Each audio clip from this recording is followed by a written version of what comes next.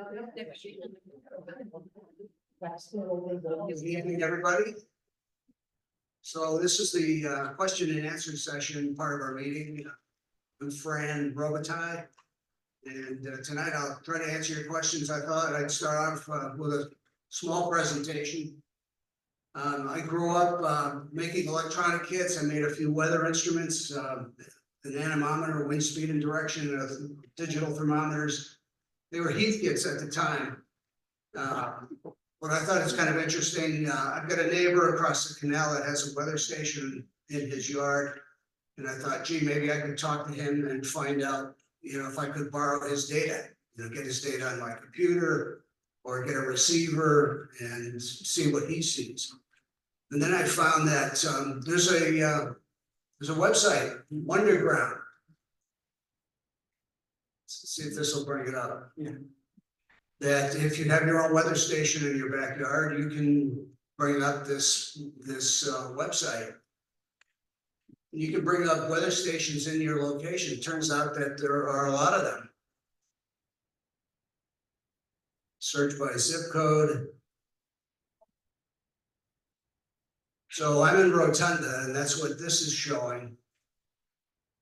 That's a map of Rotunda. Now that gets you close, but if you click on change here, it shows you all the stations in the area, quite a few. You can zoom in. So for me, this one right down here is pretty close to my house, and this one right here is very close. So if I click on the pin,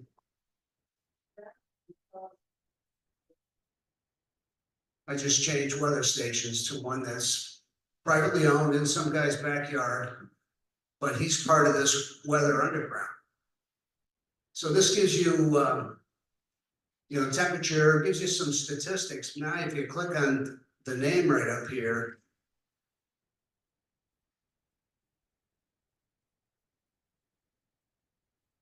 should give us a little more detail. There it goes. So all of these yellow buttons are all weather stations in people's backyards. So what I've done is I just bookmark this page. I'm not sure if it's this particular station or not, but I can simply click on the bookmark for this page, and it brings me right to the weather in some guy's backyard. It's probably a quarter of a mile away or less. If you slide it down a little bit, here's your temperature, the wind, pressure, the rain, how much rainfall you've seen, UV light, and some of them have solar radiation, depends on the station you choose. Then if you come down a little more, it's got history. I mean, you can go back a day, you can go back a year probably. That's yesterday, day before. You can see all the statistics. You can see the precipitation when it rains. It didn't rain a couple days ago. But anyway, I thought this was kind of interesting. If you want to get weather information that's close by on your computer, readily available, it's free and local. You don't have to, wonder about what the temperature. Want to see the temperature in a northern state if you're a snowbird? You can pick an address or a zip code up there and plug that in here, and you can. My house in Massachusetts was 19 degrees this morning, so made me feel good being here instead. So that's one.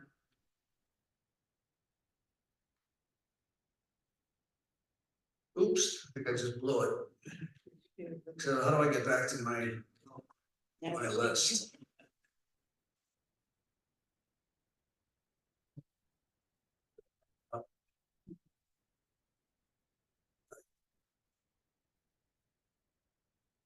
All right, so this is a PDF with same information on it, the locations, select your desired location, and so on and so forth. I'm going to try to put this on the website so that if anybody wants to see it, you can have access to it. And the other thing I thought of just bringing up in general is Windows 10. Support for Windows 10 ends, and I think October 14th is the date that they've settled on. 2025. So that's, that's coming up. It's not here now.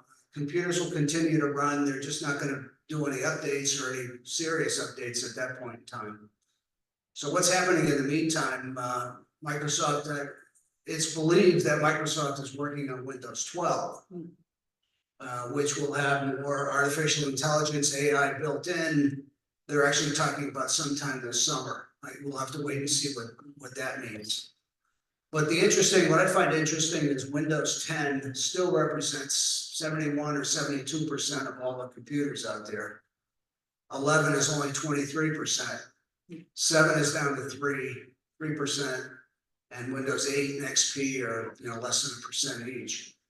So it becomes a real serious question whether Windows is actually going to let this happen when there are hundreds, literally hundreds of millions of computers that have Windows 10 that can't be updated to 11. That people at some point are going to toss because they can't do anything with them. So there are a couple of articles on here about the end life of these things. These are links. Could result in up to 240 million devices tossed in the trash. And Windows 10 is still more popular than Windows 11 2 years later. Just to give you some insight. So this I'll put on the website as well. It's interesting because I'm seeing some news that indicates that Microsoft may get pressured, just from the point of view of trash, throwing this stuff away. And we'll have to wait and see, but it's possible they'll be forced to do something different rather than to face all these computers getting thrown out because they can't be used for much at that point. Okay, any questions on this or anything else? Bob? Do they do a patch on the Windows 10 to make it upgradable? Yeah, in fact, Windows, Microsoft is talking about a paid service. See if that happens, because there are a lot of businesses that won't want to switch, for maybe a couple of years where they could pay an annual fee and keep getting updates for a couple, add a couple of years of life to it. So that something like that may happen. I think I read where they tried that with Windows 7, started at $25 a year, and that slowly creeped up to $100 a year. And at that point, it sort of fizzled out. Most people don't want to spend that much money.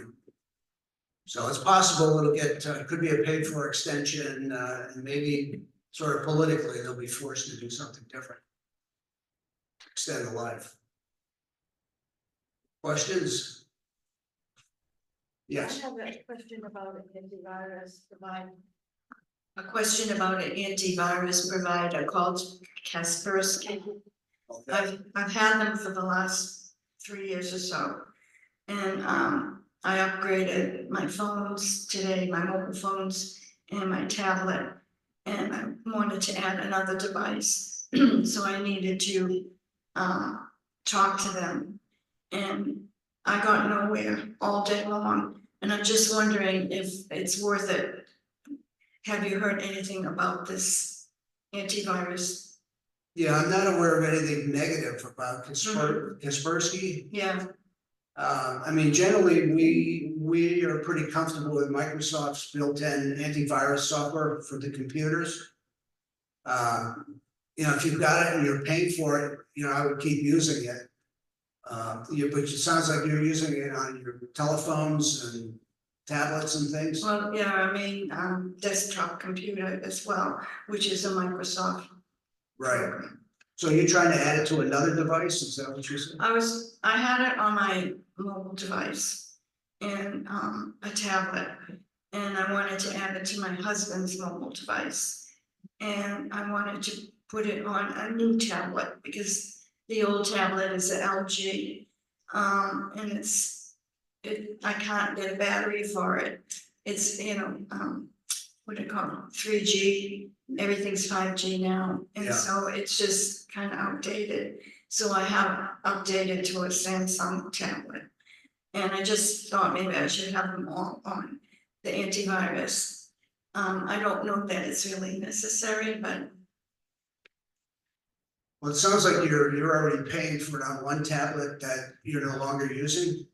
Yes, that's what, I was trying to change it today, Yeah, and I had trouble because I couldn't understand the people on the telephone, because they had a very thick accent. So I was getting nowhere. Kaspersky, is that Russian? It's Russian. And it was, I just couldn't understand them very well, so, I'm just wondering if I should maybe, I would probably send them an email, see if you can find a customer service email address. And tell them you have one device you want to take it off of and add another one. they know that, so now I'm at the point where I have to go in myself and do everything. Make the changes, but, I don't feel comfortable. Oh, She is. Because it's an Android machine, Yes, if you go to the Google Play Store, Malware Bytes is available for it. that's not antivirus. What? That's not antivirus. Oh, okay.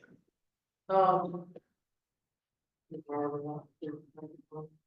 Let's try to get it. Kaspersky is a Russian company. And Homeland Security said, don't do this in 2017, so you might wanna think about that.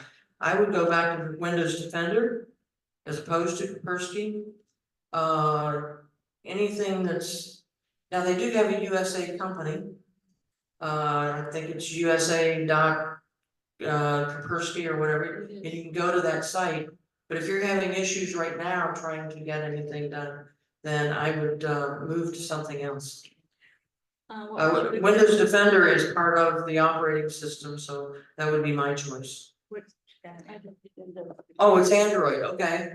well, my home computer is Windows. Yeah, My phone, but my two phones and my tablet are Android.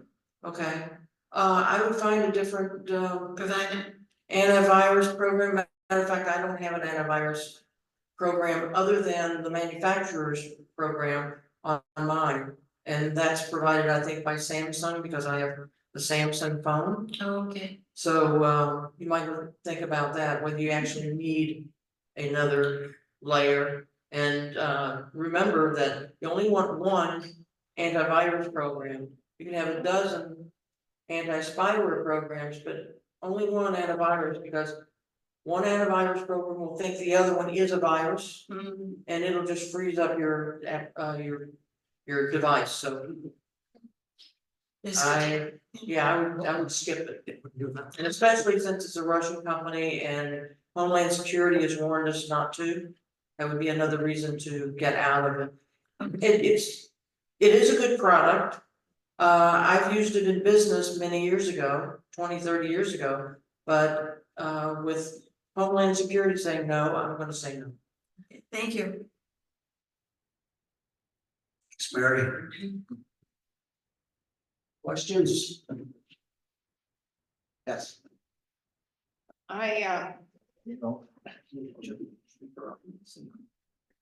Years ago, when I moved here, I got very lazy. Up north, as secretary of the church, you name I could do anything on a computer. Came down here, the only thing I use is my telephone. So either now I have to buy a tablet, a laptop, something I can hook up with my printer. What should I buy? I'm not secretary of the church anymore. Okay. So you want a laptop and a tablet? Which I just do email and print things, what have you, just something easy for a 74-year-old to understand. Well, once you understand how to print with almost any laptop, it's not that hard. You have to get a printer. Depending upon your printing needs, it could be a small LaserJet or an inkjet printer. Get that installed. We can help you do that. Okay, but what kind should I buy? A tablet? Should I buy a laptop?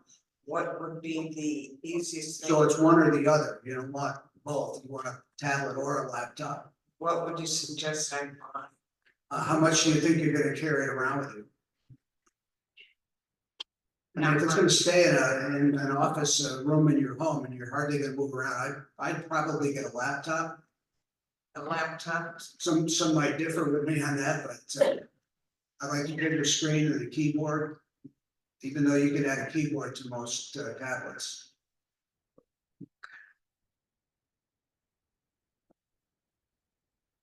You know, pick your company, HP, Dell, you know.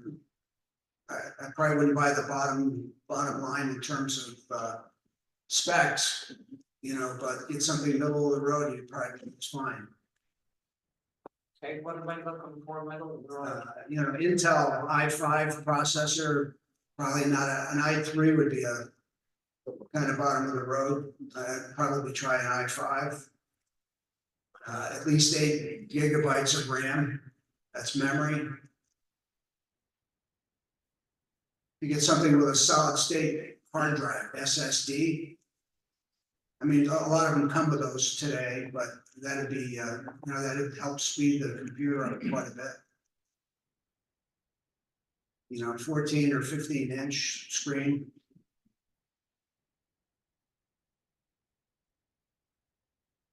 And we have one mark we can sell it. I'd rather check inventory. You know, those are sort of general, you know, figures. I don't think you can go too far wrong with something like that. Lenovo, you know, it's a pretty big name. What was Lenovo, IBM at one time? Yes. And just a reminder that if you get a tablet, it's not Microsoft, you're going to be learning a new operating system. The tablets have a different operating system than the laptops. Laptops will all be Microsoft. I mean, an iPad's gonna be Apple, different company, different software. Yeah, I mean, George is right, you're gonna learn something different with a tablet than you're gonna have with a laptop. Yeah, it says kind of not recommended for 74 and older. She's only 73 and a half. Oh, okay. Thank you. Okay. Questions? In the back.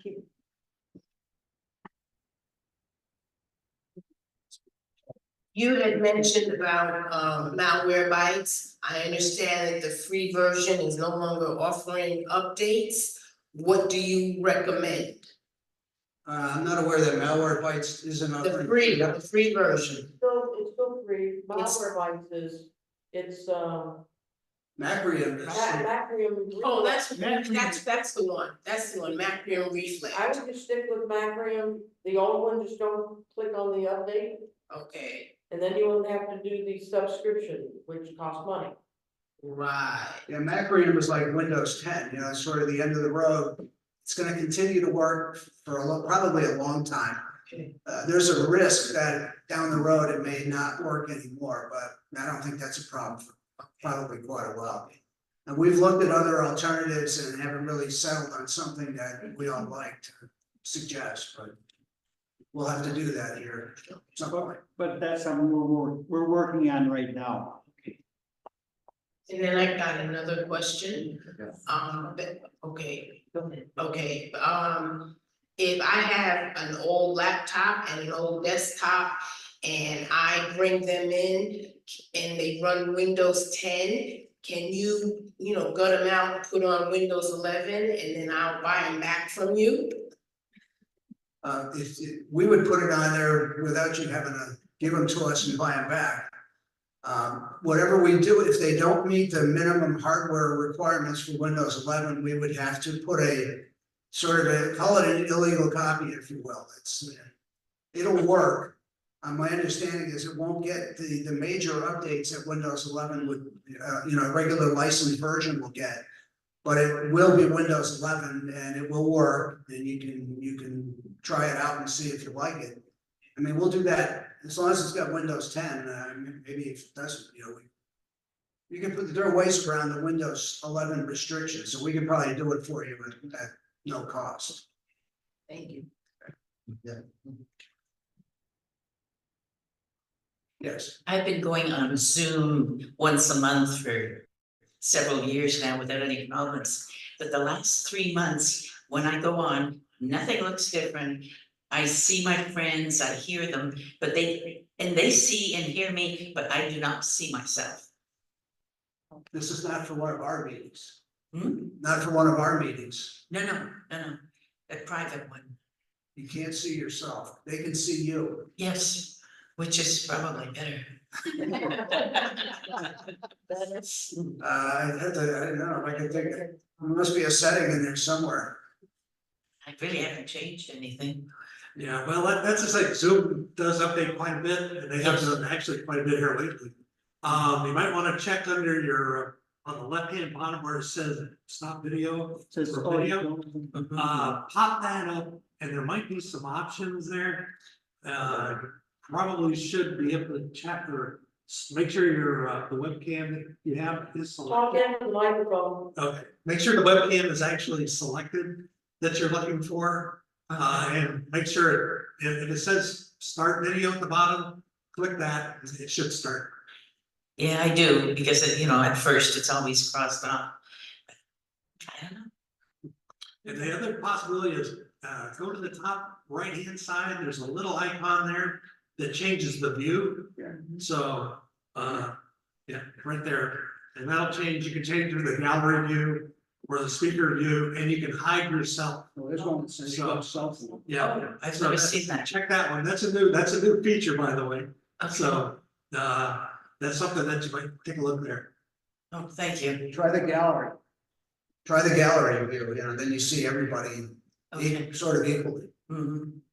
And do you have any suggestion for a new printer?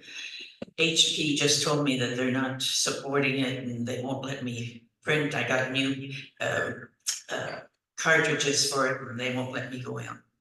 Inkjet or laser, I mean, do you print a lot in color or not much? No. I mean, personally, I'd probably buy a cheap laser jet, for $100 or $125. Okay. The toner doesn't dry out. You don't have to print for months and the thing will start printing without any problem. Whereas inkjets will dry out. if you Right, What I'm saying. Another recommendation I'd make at this point is they have what are called eco tank printers, both HP and Epson have them. And I used to buy cartridges like crazy. If you go with the eco tank printers, that ink lasts forever and it's really cheap. So the prices have finally come down on those types of printers. So it's no more ink cartridges. You just buy little ink bottles. It's not messy at all. And the ink in there just seems to last forever. So Thank you. That's dry out. no, I haven't had any issues with any of it. So far, they've been really good. So yeah, I kind of HP, like I know HP has it and Epson both do the eco tank. I use the Epsons and I've been really happy with them. So Thank you. Questions?